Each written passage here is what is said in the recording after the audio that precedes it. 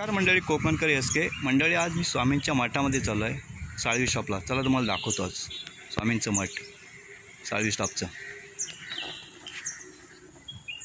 हे स्वामींच्या मठाचं प्रवेश गेट, भलं मोठं असं प्रवेश गेट आहे.